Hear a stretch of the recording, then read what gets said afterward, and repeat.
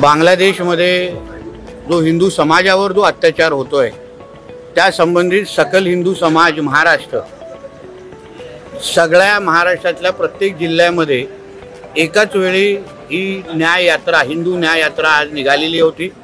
तशीच आमच्या सिंधुदुर्गामध्ये आज हिंदू समाजाने बांगलादेशमध्ये असलेल्या आमच्या हिंदू माता भगिनी आणि बंधूंसाठी त्यांचा आवाज बनण्यासाठी आणि त्यांच्यापर्यंत संदेश पोहोचवण्यासाठी की ते एकटे नाही आहेत।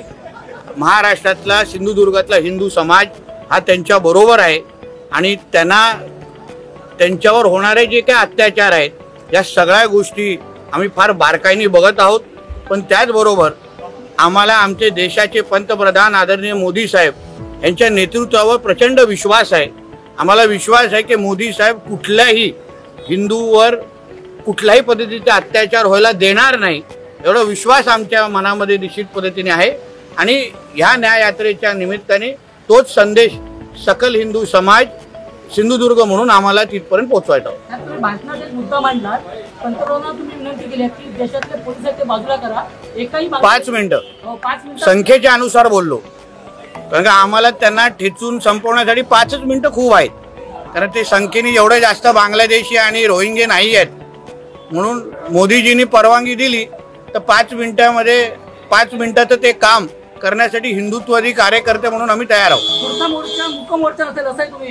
हो, कारण का अत्याचार जे बांगलादेशमध्ये होत आहेत, रोज ठेचून मारलं जात आहे। आमच्या धर्मगुरूंना, इस्कॉन असेल अन्य धर्मगुरूंना अटक केली गेलेली आणि त्यांची केस लढवणारे वकिलांना पण मारून टाकलं जात आहे। आमच्या माता भगिनींवर सामूहिक बलात्काराचे घटना वाढत चाललेल्या आहेत। या बौद्ध समाजाच्या मूर्त्या विटंबना केली जात आहेत, बौद्ध समाजाला टार्गेट केलं जात आहे। या सगळ्याच्या विरुद्ध आमच्या मनात राग आहे ना।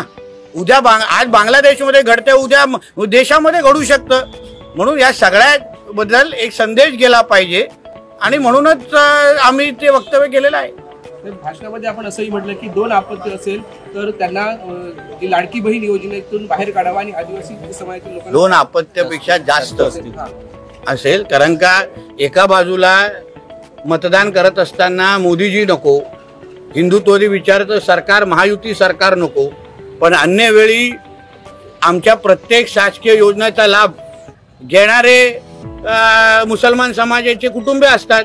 मग तुम्हाला अगर तुमचा धर्मच महत्त्वाचा असेल मग तुम्ही लाभ कशाला घेता? आणि मुख्यमंत्री लाडली बहीण योजनेमध्ये जे लाभार्थीची यादी आहे त्याच्यात बघितलं, त्याच्यामध्ये जास्त लाभार्थी हे त्याच संख्येचे दिसत आहेत। म्हणून मी आदरणीय मुख्यमंत्री देवेंद्र फडणवीसजींना आम्ही विनंती करणार आहे, फक्त आमच्या आदिवासी समाजाला बाजूला म्हणजे वगळून बाजूला ठेवून अन्य ज्यांना 2 पेक्षा जास्त अपत्य असतील त्यांना त्या योजनेमधून वगळावं, मुख्यमंत्री लाडली बहीण योजनेत, जेणेकरून जास्तीत जास्त हिंदू समाज आणि त्याचबरोबर जे सरकारला मतदान करतात, मोदीजींच्या नेतृत्वावर विश्वास ठेवतात, महायुती आणि आमच्या देवेंद्रजींच्या विचारावर विश्वास ठेवतात, त्यांनाच आमच्या योजनेचा लाभ भेटला पाहिजे। नवीन घडामोडी पाहण्यासाठी आजच आम्ही मुंबईकर 24 तासला लाईक करा, सबस्क्राईब करा आणि अपडेट रहा।